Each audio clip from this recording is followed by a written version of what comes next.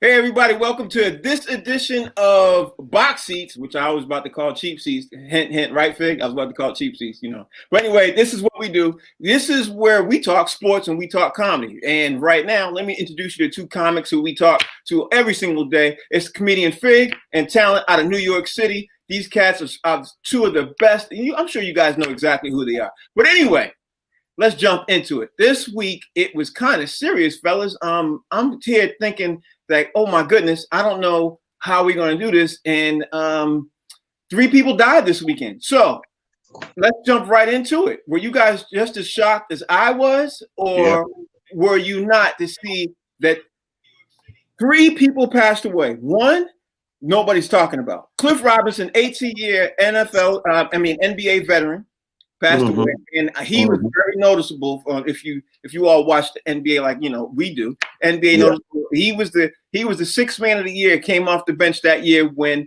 the Portland Trailblazers lost to the Chicago Bulls, and then of course the other two people who passed away was Mr. John Thompson. News I released of that this morning, and then of course the Black Panther himself, Chadwick Boseman, passed away. Now, before we jump into the sports and everything else and talking about all deaths, because everybody says deaths can go in threes, and I really believe that. What are your thoughts before we jump into sports? Fig, I'm going to start with you. What's your thoughts about hearing the death of Chadwick Boseman? Because, he did a lot for the entertainment world, and he did a lot for sports by bringing in recognition of Jackie Robinson when nobody in his generation knew who Jackie Robinson was. That's true, man.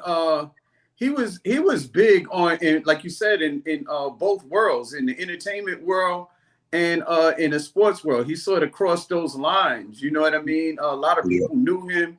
He was on a couple of sports shows, doing interviews and stuff like that. Had one of the top movies out in history with the Black Panther, man, and inspired a lot of people. The thing is that, in hindsight, he was battling with this disease for 4 years. So a lot of the movies that he did, man, he was battling through, this whole treatment, chemo, whatever, and stuff like that, all while filming, which is anybody that did any kind of filming or something like that, man, knows that those days are long, they're hard, long hours on the set of doing things over and over and over and over again. And he did that battling cancer. And here's the thing, nobody knew. Right. So he kept it, that didn't leak. You know what I mean? He kept it close to the vest. Like he didn't tell anybody, no sympathy, none of that stuff like that. So it came as a surprise to everyone. Right. It was just sorry. blew us away. Talent, what's your thoughts about that? Well, first of all, shout out to my comedian comrade, Miss Coco Brown, because she said one of the most profound things that I found very interesting. And she said, I want to know who his friends are, because they kept this secret. You know how Hollywood is. Right. Things leak more than the Trump administration in Hollywood. And she was like, for 4 years for this, she said, I need friends like that, first of all. You know what I mean? Kudos to his family and friends for giving him the respect, because obviously he wanted to keep it close to the vest. But I'll say this. The news came at the most crazy time for me. I do my live on all platforms, and I was just going live that evening because it happened late in the evening. And as the cameras are set up, the news flash still came across the top of one of my cameras and said, actor Chadwick Boseman is said is DEA, and then the whole thing didn't come on. So I had to log off, hit that to see the news that he was dead. And it just hit me like it took the wind out of my sail. So I spent about the next 5-10 minutes explaining why I'm gonna have to come off the air and not do this live tonight. I need a minute. And I really did. And I went outside in my yard, I put my lawn chair out, I got some tequila and everything to sit back and it took 24 hours to transfer the hurt and agony, like pain for this young brother at 43 to be gone, to turn it back into being inspired. Right. You know what I mean? Right. And then guess what? As soon as I think I'm there, I wake up, got my coffee. It's going to be a better day. Cliff Robinson. Yeah, and then John Thompson. But let's jump into that. John Thompson passed away. He's 78 years old, and we all are old enough to remember when Georgetown and they were running things in the Big East. It was like a phenomenal period of time when you watched these young brothers all come together, and they were doing some work, and it was all headed by and led by John Thompson. Fig, what was your thoughts when you obviously heard that John Thompson passed away this morning? I'm sure it was, bad, but what's your thoughts about him and just John Thompson as a whole, as a coach and everything else? What's your thoughts? Man, John Thompson, man. First off, when I think of John Thompson, first off, it hit me like a ton of bricks. I was like, wow, man, because we had just lost Luke Olson, Chadwick Boseman. Then you hear about John Thompson. I'm like, man, this is ridiculous, man. And the thing about John Thompson, man, like I never knew the man personally, but just to say what kind of person he was, to see this man interact with his team, it just threw you back to, like, as a black man, you say to yourself, wow, this is a father figure, like to the 10th power, because you saw the way he got on his team and the way he treated his team. He was tough as nails, but you could tell that he loved his players. Right. And to me, he was more than a coach. He was more than he was more of a father figure. He was like the father figure coach of the NCAA. Man, let me tell you something. The way he yelled at his boys, you was thinking, it was like, man. Right. He was intimidating from on the screen. It was like, yo, it was like, I don't want to do nothing to make him upset because I don't want him to have to come after me. That's how his personality came through the screen. Right. Talent, what's your thoughts? Well, unlike the last one we talked about, I like the way that I was informed of this one. This one I got informed by the great Allen Iverson posting on his page a picture of him hugging John Thompson, 3 pictures, and the caption he wrote was, "Thank you for saving my life." Right. I'm never going to forget you. I know you're going to be watching down on me and etc. But I felt different getting the news that way. You know what I mean? I think sometimes it's not what it is, it's how it is and who it is. Right. Like if a family member is gone, it matters who tells you that and how they tell you that. Right. You don't definitely want to hear much. Yeah. All right, can we switch gears now? Can we switch gears and let's talk about it. Let's do it. Let's shift it up. Let's switch gears now. After this weekend was the NBA weekend with big, heavy weekend, the NFL playoffs, the NBA playoffs. And let me ask you guys this.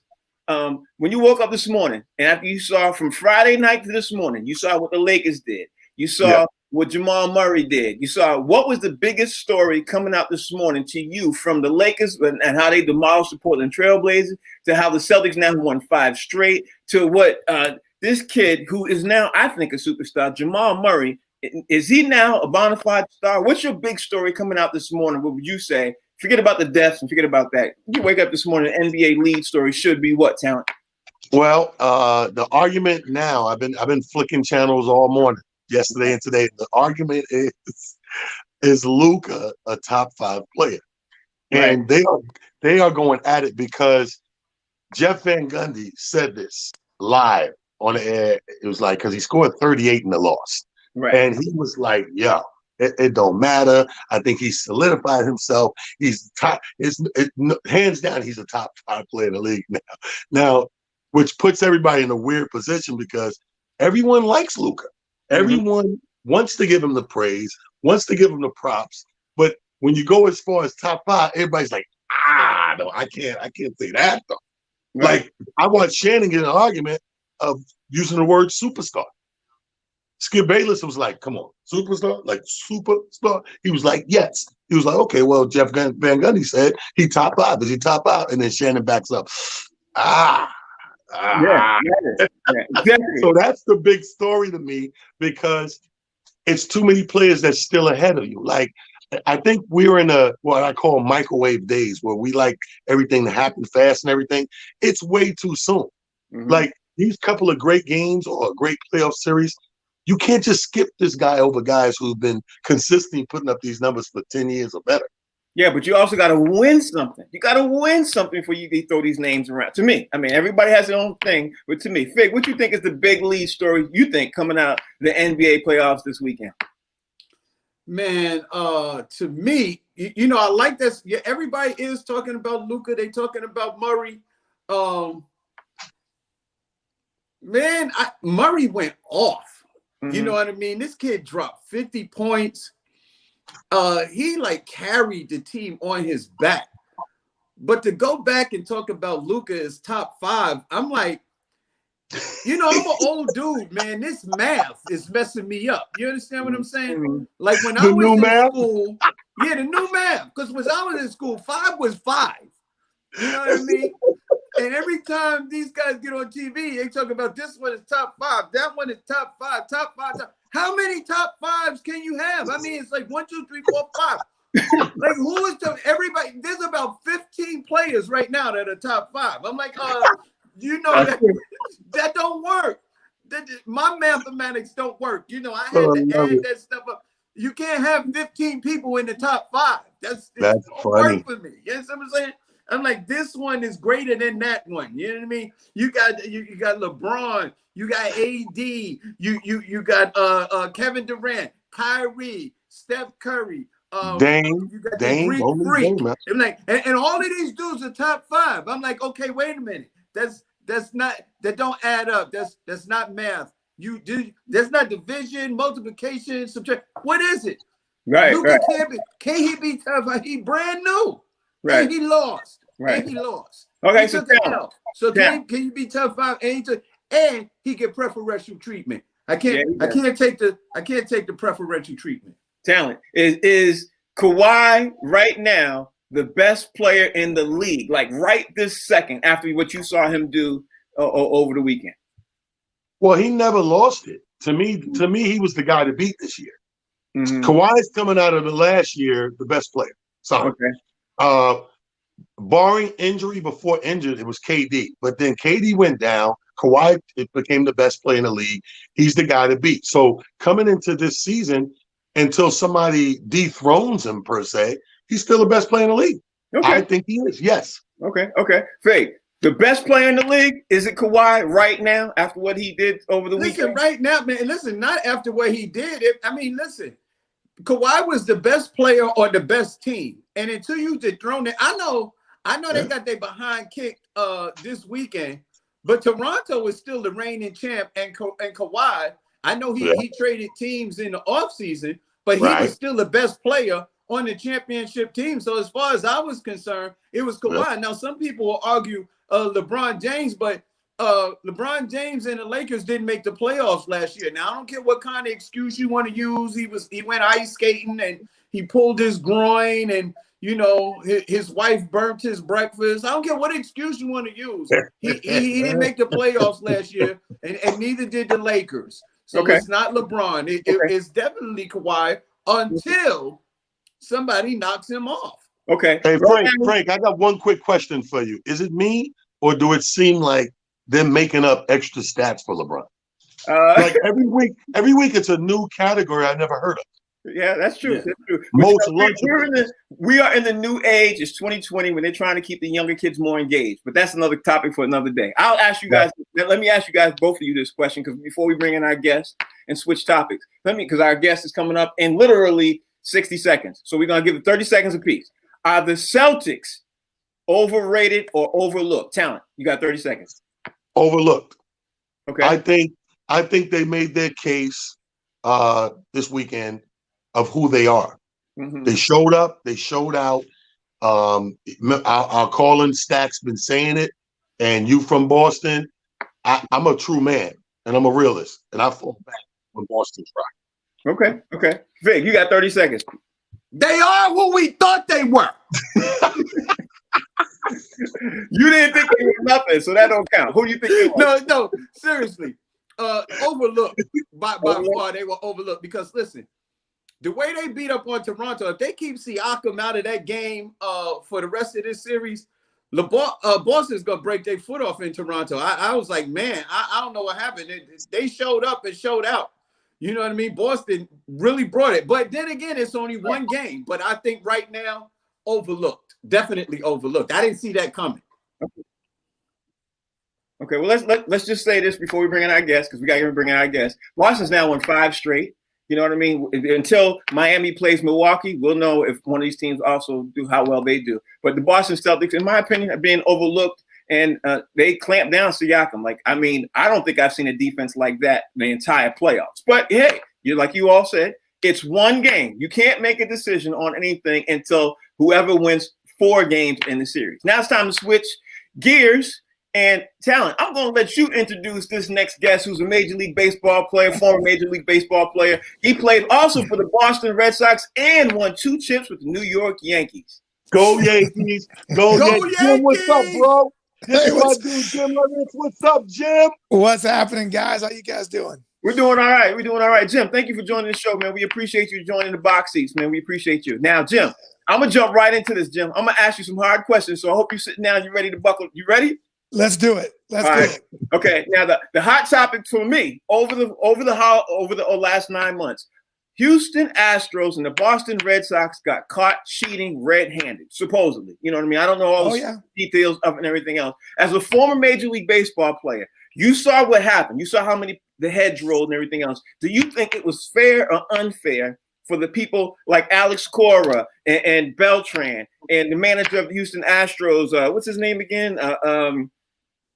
AJ Hinch. Do you think it's fair for all those heads to roll, or should more heads had rolled over after that incident? Well, I think the current players got very lucky. I think they could have handled that a little bit different. That there could have been more suspensions, more fines, or whatever as far as the players go, because I think the brunt of the suspensions and things like that landed on the managers and people that were involved, but they weren't the only ones involved. And really, with it was tough for me in the beginning because Carlos Beltran kind of skated in the beginning. Right. Yeah. And I was like, wait a minute. I don't care if he's not a player anymore. If this guy was behind most of it, then why is he skating as a manager? That's even a better position to be put into than as a player. And I said, he's got to eventually go. The Mets made the right decision and finally did that. I do think Houston got away with a lot because of what happened with COVID and the way the season got all screwed up and things like that. And I think the way the politics played out is that we had to worry more about getting baseball back on the field than we did having to punish the Houston Astros and the Boston Red Sox. So I think in a way those 2 teams got lucky that all this stuff happened with COVID-19 in the baseball season. Right. Now, I'm not going to say they got lucky because the Red Sox now dismantled. Like they shambles. Like and I'm a Red Sox fan. They look horrible right now because of what happened. But Talent, you got a question for him? I don't want to hog up all the time. Yeah, Jim, thank you for your time, Jim. I appreciate you. Now, here's the thing about Jim. Jim is, of course, he's a champion, but Jim's a great guy. Any guy that I meet at John Stark's Foundation for these kids, sending them to school. Me and Jim, I think I took 150 pictures with you, Jim. I apologize. At least. but my question for Jim is, Jim, on those 2 championship teams, let me take a dip back. On those 2 championship teams, bro, who was your top, other than yourself, like if you had to pick top 3 players, like I know we usually pick 1 MVP, but on those 2 championship teams, if you had 3 MVPs, who are we giving them to? Because I'm a diehard Yankee fan. Who are we giving the MVP to? 3. Well, I think the most overlooked guy, you just talked about the Celtics being overlooked. The most overlooked guy for the Yankees you talking about is baseball, Bernie right? Williams. No, Jim, Talent, you talking about baseball? No, he's going to answer. I was listening to you guys talk about the Celtics being overlooked. Okay. The most overlooked guy, I think, with the New York Yankees, as far as the core 4, as far as everything, has been Bernie Williams. Bernie Williams was such an integral part. And he had some big home runs in the '96 Baltimore series and in the Game 3 in Atlanta. A lot of people don't give Bernie the credit that he deserves through all that. So I think that's one. I think David Cohn in 1996 came back from an aneurysm, and he jolted us into thinking that we have a chance to win this thing. And if he can come back from an aneurysm, we can come back from anything. And I think that was huge. And then, of course, Paul O'Neill, the Warrior. He's another guy that I would put up there. Jeter was doing his thing, but this was Jeter before Jeter was Jeter. Right. And I think those 3 guys in '96 were the keys to really being able to I didn't mean to cut you off. it. I really like the fact that you didn't name yourself because you got a really big hit in there too. I like that. Yeah, it was the home run, and that was in the World Series. We had already gotten there. Yeah. That helped us win that. But Right. the guys that helped us throughout the season, Yeah. those are the guys that were not only on the field, but also what they did in the clubhouse and what David Cohn did for inspiration with that aneurysm. Right. And how amazing, he mentioned Bernie Williams. Hey, Jim, how amazing was that year? We're at John Starks Foundation, and Bernie's playing with his band. He's in the band. Yeah, Bernie has done my charity a few times with his band. Really? I always used to kid him now when I see him. I said, Bernie, you're finally doing what your talent had you to be able to do all the time. Because we always kidded him that baseball was his hobby and guitar was what he really wanted to do. Really? Yeah. Fig, you got a question for him? Yeah, man. Listen, first off, my apologies that that you had to end up in Boston for the time that you was up there. I am so sorry that you had to go through that. You know what I mean? And I got out of there quick. Don't feed him, Jim. I'm about to black him out. Don't feed him. Listen, and the thing is that if the Red Sox want to get out of this problem, what they need is the same owner that the Patriots have. They need Robert Kraft so he can craft an excuse as to why they did some of the stuff that they did. But listen, Talon and I are comedians, and we know what it's like to be in front of a live audience and have a great response from a live crowd. But I'm sure it doesn't compare anything to what it's like to be a Major League Baseball player playing in the World Series at Yankee Stadium in front of thousands and thousands of people, not including the people on TV. Could you give us a little insight as to what that's like to be on that big stage, if you will, to be able to play on such a high level in that stadium? Yeah, it was one of the things when I joined the Yankees in 1990. We were the worst team in the league. If we had 17,000 people in Yankee Stadium, we were lucky. But to see the progression all the way up to 95, getting Don Mattingly to the first playoff game of his career, and then of course we had that great series. Even though we lost to Seattle, we had such a great series during that time. To hear the stadium erupt like it did when Donnie hit the home run, when I hit the walk-off in the 15th inning against Seattle. I mean, you just couldn't believe it. But when Joe Girardi hit that triple in Game 6 of the World Series, I have never seen the stadium rock more than that. And it was unbelievable. And it was, and to win in New York, you guys know, if you know anything about New York, winning in New York is nothing like it. I won in San Diego, got to a World Series. We lost the World Series. I could walk around in San Diego right now. People wouldn't even know who I was. But winning in New York, being on those teams, anywhere I go in New York, people remember those things and they never get tired of talking about it. And it's a great feeling to be part of that. Right. I can imagine. Wow. Jim, let me ask you this question. I want to switch gears a little bit, getting up to date with baseball this season and everything else. Actually, it's a double-headed question. One, should baseball even be playing with all the people who got contracted the virus? And since they're playing, did you agree with the shortened season, the way the numbers are? Because, I love baseball. I follow it all the time, everything else. I don't even think, in my opinion, I don't think a team even hits its stride to the 50 or 60 game. But I could be wrong. You're a baseball player. Tell me. Yeah, this is going to be a tough year to really judge where these records or where these things stand, or even a team that wins the World Series. Is it really a World Series win? Right. That's the hard part. But you know what? It's an unfortunate situation. The players wanted to play more games because they felt the same way. More games will give you a better idea. Usually the better teams, come out in the end, especially in baseball. But unfortunately, the owners didn't want to go that far, and they did the best they could. So I think, is it something that to get excited about? Yeah, I've been enjoying watching the game. I'm enjoying to have sports back, period. Yeah, right. But it is a different taste because, number one, to no fans, but also because on 60 games, that is 1/3 of a baseball season in a normal year. Right. And like you said, there's guys that, I used to hit 400 in April, but I hit 150, 200 in some other months. It all depends on who gets off the good starts and things like that. But I tell you what, I've been excited because in this shortened season, teams like Toronto, teams like San Diego, teams like that aren't the great Dodgers or the big Yankees or the the number one teams, they're getting a chance to be able to compete. And Right. and I think it's energized a little bit more. But yeah, it's like I said, it's hard to really consider it a true season when you're only playing 60 games of a 162 game schedule.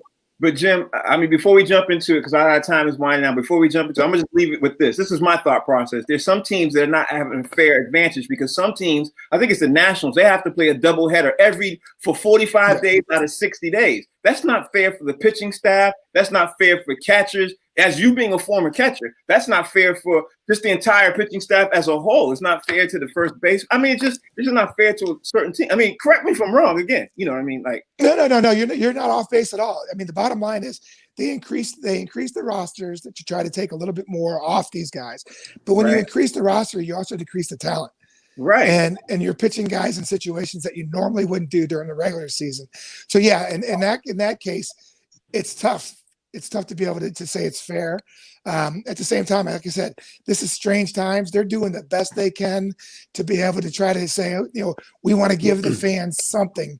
Because I can tell you this much: if baseball would not have tried anything, and all of these other sports are playing, they would have taken a huge hit. Oh yeah. So I think it was important they did this. Right. Well, let me ask you this, Jim. Speaking of that, playing or not playing, would you, if Jim is running the league, would you adapt the whole bubble thing, or you would do it the way it's being done?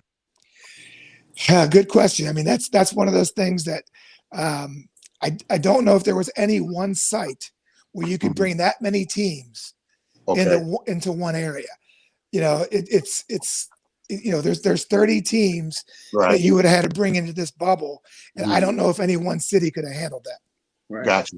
Yeah. But Jim, can you leave us, because now your time's running out, can you leave us with what you got going on right now? You can tell us how we can follow you and stay up in the circle of everything that's going on in your world? Yeah, I got my my Twitter is the real Jay Leyritz. You can reach me at that. I'm working with a company now called BioPlanet, which is they teamed up with Clorox 360, and you may have seen some of the NBA ads. We're working with the NBA bubble. When packages come in, they spray our technology, and it keeps all the viruses and all the germs and everything else that comes into the bubble away. We spray the locker rooms, we spray the stadium to protect them from all these viruses that could possibly happen. So yeah, it's been a new job during a new time for me. But BioPlanet and Clorox 360 has been keeping me pretty busy throughout these things. Well, thank you for taking out the time. And before I X you out, who's winning the World Series this year? Oh man, that's a tough one. You know what? I'm going to go off on a limb, and I'm going to say yes. My heart is with the Yankees, but the way things are going with this shortened season, I'm going to see the Padres get a chance. Wow. They just made some big trades. He must be living in San Diego right now. I'm 45 minutes south of San Diego. Oh my God. I got to look that up. We appreciate you. All right, guys. Good talking to you. And talent here, I got my John Starks thing on right here. Yeah. All right. Yeah. I'll see you at the golf tournament. Yep. See you at the golf tournament. Thank you, sir. Thank you, Thanks for coming on. Thank you. Oh, that was great. Okay, so that was Jim. That was Jim Leyritz. I remember him vividly from hitting that home run against the Atlanta Braves. I think the Yankees were losing at the time, and he hit the home run, and they were losing like 3 or 4 runs, hit the home run. I think it was game 5 of games. I should have asked him. But I remember after that, cruise control.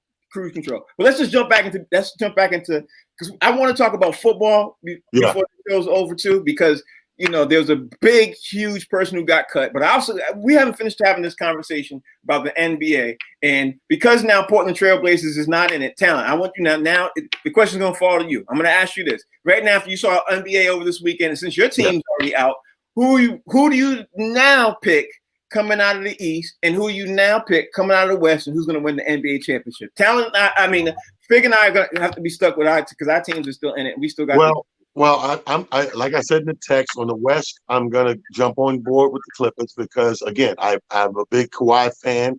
I'm originally a Spurs fan, and I follow Kawhi. So what he did, he proved himself last year. I'd be a fool to go against Kawhi. So I'm going Clippers out of the West. I'm going to go out of the East, and I'm going to go right now and change my mind. Remember, I said Toronto. I'm ashamed to say it, but I'm going to waver to. I'm going to go to Boston. Here it comes. I'm ashamed. Let me make sure nobody's in this house. It's Boston, right? I'm going to say Boston can come out of the East. I'm going to take Boston out of the East against the Clippers in a final situation. Of course, I'm going to go with Kawhi and the Clippers to win it all. Okay. Fig. I'm ashamed to say that. Let the record I appreciate show you. that I'm ashamed to say I appreciate you saying it because I'm recording the show. I appreciate you saying it. Appreciate you saying it. Fig, is Jamal Murray a bona fide star now? After you saw that game yesterday and the brother 50 points, 45 points, 50 points last 3 games, is he a bona fide star now? And should we be paying attention? Listen, I think, it's kind of difficult when you're in a small market team to get the press, as some of the bigger markets and stuff like that. Like, there's a lot of people who haven't seen Jamal Murray, up until this playoff type situation when they're in the bubble and stuff like that. Jamal Murray he's come of age, man. Like he is a star. Am I going to call him a superstar? Not yet, but he's about this playoff series. He's about another playoff series from stamping his name up there with the rest of the guys. Because I mean, this kid balled out. But here's the thing: like Talon said before, when we were talking about Luka, you got to see it consistently. Mm-hmm. You know what I'm saying? Wait, hold on. I want to see it consistent. 45 points. That's consistency. That's 3 games. No. I got to see it. Yeah, but 3 games.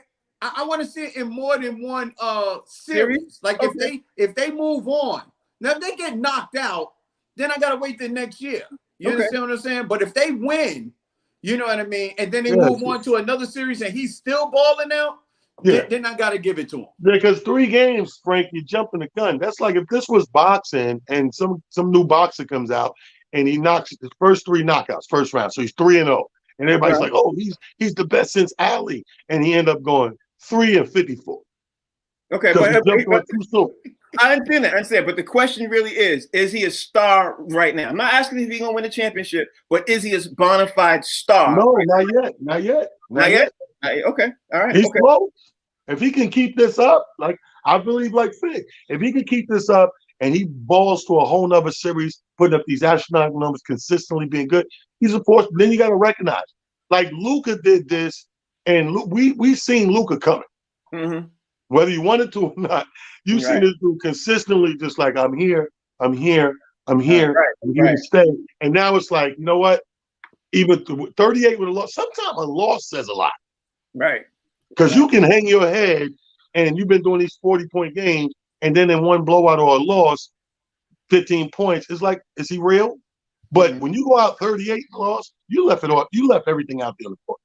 Okay. Well, with that being said, speaking of leaving everything out on the court, let's talk about Jimmy Butler and the Miami Heat. Do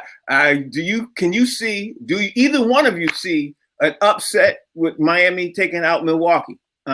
Fig, I'll let you go first. No, not at all. No, I don't think so. Okay. I don't think Miami has enough to take out Milwaukee. No, they don't have an answer for Giannis. Okay. They don't have an answer for Giannis. I don't think Miami can take him out. I don't care how much heat they got. You know what I mean? They still right there. You not going home. You ain't gonna get no home cooking, no home crowd and stuff like that. I don't see you being able to do it. Not gonna be able to do it. Can he do it? I'm not gonna be able to do it. No, sir. Okay. Let me ask Talent that before we jump in to talk about the NFL. Talent. Miami upset Milwaukee. You see it happening? I don't want to put nothing past Jimmy Butler. I bet against Jimmy Butler before, and he's clearly a cut from a different sleeve. So I think that he gets that team riled up, that team would not be the team it is right now. But he brings something fire out of that team, man. He's going to do what he do. He's an assassin. But he actually, you know how we were talking about coaches and certain coaches getting teams to play? He's that on the court. He's that equivalent in a player's uniform. So although what did we say last week? If I had to bet on it, I would say no. But part of me don't want to go against him, so I think I give him a chance. You know what? Can I bring it back up? The only reason that I'm saying about Miami is because I don't know who this number 2 is. I know they got Jimmy Butler, but who they number 2? Mm-hmm. Who's this number 2 that's gonna get, like, you know, what if they do Jimmy Butler like they did Dame Dollar? What if they double team him, get the ball out of his hand? Then who the other guys that's going to step But that's what I mean, Fig. That's what I mean by he gets this team playing, because there's more than one way to win in the NBA, right? There's the 1-2 punch. So everybody's been talking about dynamic duos. Then there's the big 3, right? Right. Then there's this ultimate role playing team where you get this one guy like a super coach, but he's on the floor in a uniform, and he's getting everybody to contribute where he needs to contribute. Like, I don't care if it's 89 to 88. It's a win. I don't care if it's 100 to 99. It's a win. He's getting those guys to put all in like that. Okay. All right. Let's switch gears now. Okay. NFL. We got to talk about NFL. Some big news over the weekend came up this morning. Jacksonville Jaguars, they cut Leonard Fournette. Now, here's the thing. I heard it a couple of times this morning. Leonard Fournette was on the trading block several times. They were trying to trade him to 16 different teams. Everybody said no. Everybody said no. Now, mind you, this dude is an all-star. You know, he is a perennial all-star. You know, and we all know how good he did for Jacksonville. He got them into, basically, they almost get to the AFC Championship game against the Patriots 2 years ago. They did very, very well. And he got hurt all last year. He came back half of the year. He did, his numbers are somewhat, static. Leonard Fournette gets cut. Fig, what are your thoughts about him getting cut and nobody picking him up during the trade? Nobody wanted him to trade. What's your thoughts, Fig? Listen, man, in the NFL, it stands for not for long. Right. You know what I mean? So you never know how long your career is going to be in the NFL. You know, the average guy that plays in the NFL usually gets about 3 to 5 years.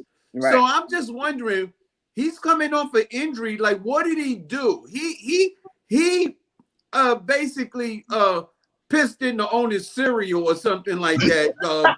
That's probably why ain't nobody picking him up. He pissed somebody off, because if you got skills in the NFL, they don't care if you're a criminal. Somebody is gonna hire you. So he definitely pissed somebody off, and that's why he's not picking him up. And what they probably gonna do is they gonna let him sit on for a little while. Somebody gonna pick him up on the cheap, like the Patriots did Cam Newton. That's horrible, the way they do people like that. When you get mad, man, say, I'm gonna make an example out of you, so all the rest of these players stay in line. Right. I'm just mad because I'm looking at it like from a comedian standpoint. Can you imagine people keep calling around for you to be booked, and everybody's like, nah. Yeah, right. Put talent on the show. And we got the lineup. We good. 16 promoters. Okay, now he was like, yo, can I just get 5? He was like, yo, can I get 5 minutes? He's like, no, right. We good. Here's what I think. I think that he's hurt more than what they're revealing. And I think when you get ready to do a trade, I think they send over your medical stuff and everything else. They sit there and say, okay, let's see your medical records, everything else. I think personally, when they sit there and say, after they looked at the medical records, they were like, nah, we're all right. That's what I think. I could be wrong. Really? I mean, because when you do a trade, when you have to, it makes sense. Over paperwork. Here's the paperwork on the player. You send me your paperwork on your player. Let's look at the paperwork. And half that stuff is that stack. Half that stack is medical records. And those medical records, they looked in there and they said, "Ooh, this fibula or something. It didn't heal right or something like that." And now maybe it's because he wear Depends during the game. Because he was crying at the end of last playoff game. See, y'all are too much. But okay. All right. With that being said, we got another person we want to bring into the show, Mr. Comedian Extraordinaire, Mr. Mark Vieira. Mark, how you doing today, brother? Mark! Good. What's up, fellas? Good to see everybody. What's up, Frank? What's going on? Look at that. What's going on? Would you look at the tan on this kid? Yeah. What's up, Oh, King? God, What Mark, up, you been King? out in the sun, yo.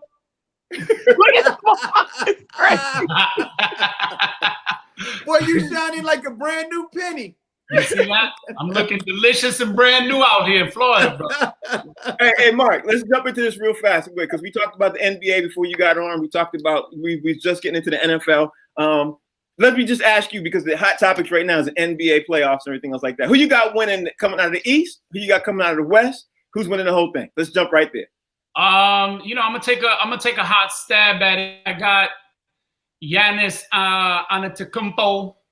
Okay. And the Milwaukee Bucks going up against the Lakers, and I have the Lakers winning. Okay. Oh! You heard that? Okay. Yeah. Now let's jump into football because we were talking about football. I just wanted to hear you stand on the NBA. Now, my next question to both of these guys was going to be the Bears right now. The Chicago Bears are having this controversy coming out of Chicago. They sitting there trying to decide should Nick Foles or Mitchell Trubisky start. Mark, since you're the guest right now, I'm gonna have you start, and then we're gonna go around. And I'm gonna ask Fig and Talent what they thought. Should it be Nick Foles or Mitch Trubisky? Now, personally, Nick Foles did. Correct me if I'm wrong, but did Nick Foles win the Super Bowl with the Philadelphia Eagles? I don't think it should even be a question. I think Nick Foles, you won something. Mitch, you ain't win nothing. We rolling with Nick. But what you think, Mark? I honestly, I have to go 100% with you on that thought. I think Nick Foles is tried and true, a proven quarterback under pressure. And then some quarterbacks, you can see the love of the game and how they play. And I think Nick Foles has been through a lot of ins and outs in the NFL and has come out on top. So I'm just going to go with just pure experience, right? Pure experience, which in the NFL means everything. You can have a player come into the NBA and score 60 in a night because, you can have those individual stats. But in the NFL, man, the game is so different. It's so fast, and you need that team to do anything. You can't score touchdowns if you don't have that team around you, unlike the NBA where you can, like I said, you can go out and score 60 individually and not get a win, right? That's happened before. In the NFL, you don't have 5 touchdowns if your team ain't you. So in my esteemed opinion, I think that Nick Foles is the better bet at this time and in this season. I think Nick Foles is definitely leaps and bounds better than that other decision. Okay, Talent. Yep. What do you think? I agree. You know why I agree? Philadelphia made the big mistake of coming off of that Super Bowl and going back to the quarterback who didn't win the Super Bowl. And that's why the next season was a catastrophe. This guy got the morale of the team. He dragged you through the playoffs. They're winning incredible games, exceptional plays. He's the playmaker. He's making it happen. He gets the Super Bowl in great fashion. And he beat the Patriots to do it. So, what do? They say, thank you, but sit down. Goodbye. Fig, he beat Tom Brady, and Tom Brady threw for over 5,000 yards in the Super Bowl. But man, I go with names. You know what I mean? I go with the names, and his last name is Foles. You know what I mean? He had 3 good games, and he had a couple good playoff games, and he won the Super Bowl. But at the end of the day, he folds. You know what I mean? Like laundry. I'm thinking that he was a backup. Okay. But then again, you're a hater. Trubisky, you know what I mean? You're a hater. If you got a name like Trubisky, I'd like to go with the laundry. You know what I mean? I go with the Foles over the Trubisky. I don't know what a Trubisky is. It don't even rhyme with nothing. You're right. Trubisky. The name is very important. You're right. If we're talking vodka or gin, you go with him. Yeah, we go to Trubisky. Hey, yo, barkeep. Let me get 2 shots of the Trubisky. hey, Mark. So let me ask you the question. Okay, the Dallas Cowboys, they now get a brand new coach. They have this whole incident thing where they're trying not to pay the quarterback and it's going back and forth with Jimmy Jones. How would you even handle all that situation? Would you pay the quarterback right now because the brother needs to get paid, or would you do what Jones is doing, sitting there saying, you know what, let's see what happens after the COVID season and let's pay him, right now that 1-year contract, and how would you handle that? This is the thing about Dallas. I just feel like they're just so messy with their business that I would want out. I would want out because they've just been real messy. They've been indecisive and real messy. I would want out. Every time I watch that, that Dez, and when I watch that whole debacle going back and forth, I feel sorry for him. You know what I mean? I feel sorry for, for him in particular, because he's such a good quarterback. Right. I just feel like that place is just really messy. And anytime you change a coach, everything changes. It's not that easy. And so now what? You're a quarterback and you're in a rebuilding phase with the team you've been on, because the new coach wants to put in a whole new, offense and hire his own guys for offensive coordinator or defensive coordinator. So now that the team, the heartbeat of the team is changing for the Cowboys. So I don't know if I want to stay in all of that as the player, but as an organization, I would say get your stuff together so that these players want to play for you, because it just looks real messy. And I don't know if players nowadays, especially in the NFL, want to have 5 years to just give you, and they're not making the money. Who's doing that? Who's doing that? Unless you're a championship team, nobody's doing that. Nobody's just giving their 5 years away. 5 years is a full career for most NFL players. It's not. There's not enough time on the calendar for them. Right. Well, Mark, we want to thank you for taking out the time. Tell us what you got going on now. You dropping new specialists? I know you got something going on. You always work. Yeah, man. The people, the beautiful people who love comedy can watch me on HBO right now on 2 separate networks, on HBO, HBO Go, HBO On Demand, and also on HBO Max. I have 2 specials that just came out. They're very funny. They're really, really good stuff, and they're both different. So I want people to check me out on my social media, Mark Vieira Comedy, and also on my YouTube, /Mark Vieira. Check out the comedy and laugh, man. Okay, he's a king. He's a king, goddammit. He's a New York king of comedy. Yeah, what was the name of your special again? Can you tell them about the Say that again. I'm sorry. The name of your special? Can you? The name of the special on HBO Latino is called Entre Nos, which means between us. And then on HBO Max, it's called The Art of Comedy, hosted by Angela Johnson on HBO Max. So a really, really, really well put together comedy event. People can go check that out and see what I'm cooking on HBO. I'm watching that today.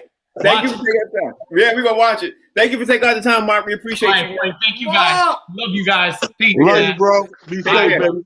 We do it. New York king of comedy, Mark Vieira, all day. Right. Okay, now let's jump back into the football thing. That's what we got to jump back into. We got to finish our conversation right now. Okay, now let me ask Fig. Over the weekend, there's been a little bit more news coming out over the Washington team right now, and they're in shambles. So before I even get into the issues of them trying to figure out what the name of the team is going to be, and of course the cases and everything else, if you are the GM of the team, besides hiring a black man, to obviously come in and move forward and try to move the team in a proper direction, what would you do? I'm assuming you heard about the news over the weekend with the owner. Supposedly had the cheerleaders in the risque type of stuff, shooting the calendar and stuff. Now, what would you do if you woke up this morning and you're trying to change the name? You're trying to, put the Washington team in a good light. What would be the first thing that you do this morning? I'd fire everybody that had anything to do with that whole thing, man. I mean, I'd clean house. Mm-hmm. I would go down to the local grocery store and get me a whole case of Mr. Clean, and I'd wipe the whole organization clean, and I'd start over from scratch. Not the players, but the organization itself. The team is only as good as the organization. If you don't have a good organization and you don't have good staff to make the right to make the right practices and stuff like that, get your organizational stuff down, then the team is going to be garbage. And that just goes to show you. That's why the Washington football team hasn't been doing anything over the last few years. I mean, they would be even worse if it wasn't for the horrible 8-8 Cowboys. Yeah. I mean, you know what I mean? The fact that the Cowboys is 8-8 makes the Washington football team a little respectable. Right. Hey, talent. So Alex Smith is back for the Washington team. He's back. Would you let him start, or would you? Because he had that horrible injury. I'll give you a quick synopsis. He had a horrible injury. His injury was so bad they thought they were going to have to amputate his leg. He came back. He's fighting now, and now he's trying to fight for his starting position to start for the Washington team. Would you have him start? Because Alex Smith, as you know, was a beast. Well, your team needs all the sympathy and empathy you can get. I'm starting. I need all the sympathy and empathy. I'm kissing all the Native American behind I can do. I'm doing everything I can do to make this franchise a winning franchise, but more importantly, a new likable franchise. Right. So what better way than to not going with the sympathy quarterback? Right. I mean, he is a good pass proven quarterback, but the sympathy gets the fans vote. You know what I mean? So I'm going with him. I'm gonna let him start. Right. Okay. Fig. Of course, COVID is affecting everybody in the world right now. Do you think COVID is going to affect some of the NFL teams right now with no preseason? Do you think we're going to see some stars that we didn't see, or do you think we're going to see the same thing we saw last year? Just, Man, let me tell you something. I think they're just delaying the inevitable. It's like if you can't play preseason games, what are you going to do in a regular season that's going to be safer than what you were going to do in the preseason? That's what I'm saying. Like, I don't get it. Like, did they come up with this grand idea that they gonna create a bubble for the regular season that they couldn't create for the preseason? Like, I don't understand what that is. As far as I'm concerned, you're delaying the inevitable. I mean, COVID is still around. It's still hitting people. People are still testing positive. Everybody except for the NBA. And if you're not paying attention to what they're doing as a sports league, then you just spinning your wheels. I don't think that the NFL season, I know it's supposed to start, well, technically tomorrow is September. Yeah. And yeah, I know shortly, but I don't think it's going to, if the NFL season goes beyond October, I will be in complete shock. Same question, Tom. What you think? I think it is, Fig. I think it's going to go past, because here's my thing about no preseason. You just bought your team 3 weeks. You just bought your team a free 3 weeks. So, because preseason is a little wear and tear, right? So that 3 or 4 weeks of wear and tear, those players you lose. You get injuries in preseason. You lose people. But now without preseason, those first 3-4 games of the season become what preseason would have been. So that's a head start to me, to the players and the organizations. Now, going forward, are you going to be a little more rusty because you didn't have that? I think a lot of those guys are going to be more rusty. You know what I mean? Right. But I think it benefits the players, which in turn benefits the organization, to get that 3-4 week head start. Yeah, that's a good point. Now, since we don't have preseason, do you think there are going to be some teams that are going to find some gems because there's no preseason? First of all, with preseason, there's 90 players. By the time you get to the last week, you cut it down to 53. Now, because there's no preseason, you can't really figure out, okay, this guy's good, this guy's not good. You can't do it. I was watching Hard Knocks for the last couple of episodes, and that's one thing that both coaches were complaining about, that it's really hard for them to figure out who's good or not. So with that being said, Fig, do you think some of these teams are going to find some gems, some diamonds in the rough? Or do you think it's going to be this season's going to probably be a wash and everybody's going to be like how they were last year? I think that when they play, they're going to be swapping people out. I think they're going to find out that a guy they held on to was garbage, and the guy they let go is probably pretty good. They're going to be swapped. Because with the NFL contracts, they ain't guarantee you keep this guy. He said, I'm cutting him, and I'm bringing in this one. They're going to be cutting and pasting the whole season. That's what they're going to do. Right. You know what's going to happen? When you don't have a preseason and you don't know who's good at what you're going to see is a lot of shuffling. You're going to see, hey, man, come here. You play tight end now. But I'm a quarterback. Yeah. That's not your thing. Come here. That's exactly how it's going to happen. That's what I think is going to happen. Hey, yo, you're going to have dudes that they so horrible. You're going to be like, time out. Yeah, come here. Yeah, you, tight end. Come here. Hey, do me a favor. Run to the store. Give me a Pepsi.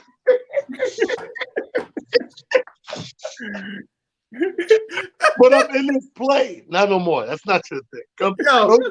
I'm telling you, you're calling dude that was a receiver. He keep dropping passes. It's like, yo, come here for a second. He said, listen, he said, if you go out of the stadium, right? He said, don't even change. Keep your uniform. He said, you go out the stadium and you make a left, go down 3 blocks. It's a bus stop right there. Get on it. Hey, yo, it's going to be this first season. This is going to be at an all-time high. This right here. Hey. Come here. Hey, man. No, you. Come. Yo, T, they going to be ordering new whistles. They're going to be wearing out whistles. We need more whistles. You guys are funny. Okay, so with that being said, that's the show. You know how we do? That's the show. Yeah, that's the show. Yeah, Frank, come here. Let me talk to you for a second. Okay, so Fig, tell everybody out there how they can follow you in town. Listen, you can find me on all social media platforms, whether it be Facebook, Twitter, or Instagram at Comedian Fig. Just read it. It's at the bottom of my name. At the bottom of the screen, it says Comedian Fig. You can follow him right there on all social media platforms. Right there. That's where I'm going to be. Yes. I hate comedians that they say the hell with coolness and they just use their name. Like, you can find me at AlvinIrby.com. I'm Alvin Irby on everything. Here I am, big creative. Then you got the regular guys. How can we find you? Alvin Irby. Yes. I'm on Alvin Irby everything. Yes. Me, I'm talented comedian on IG. It's just comedy on Twitter. King Tyler Harris on Facebook. And if you like what you hear, come here. It's funny you use the name Alvin Irby, man, and Alvin Irby is a real comedian. I know, but I told him that. Like, he cracks me up. You know what that's like?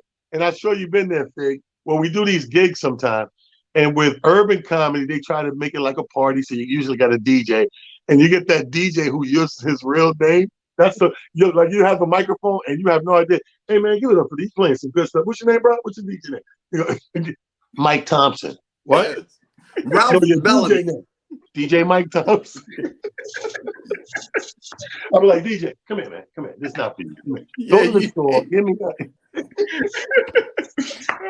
You all crack me up. Oh, that's our show for today. Make sure you download the Humor Mill app to watch us. Call your cable provider. You can watch us. We broadcast it live on Humor Mill. That is Fig. That's talent. We'll be back tomorrow. We got some big guests coming up this week. Subscribe to us. Download the app. Tune into the channel. Follow both those guys. Follow all 3 of us. Just do what we do. Just follow us. Can't wait to see you all tomorrow at 1 o'clock. We'll see you. Take care.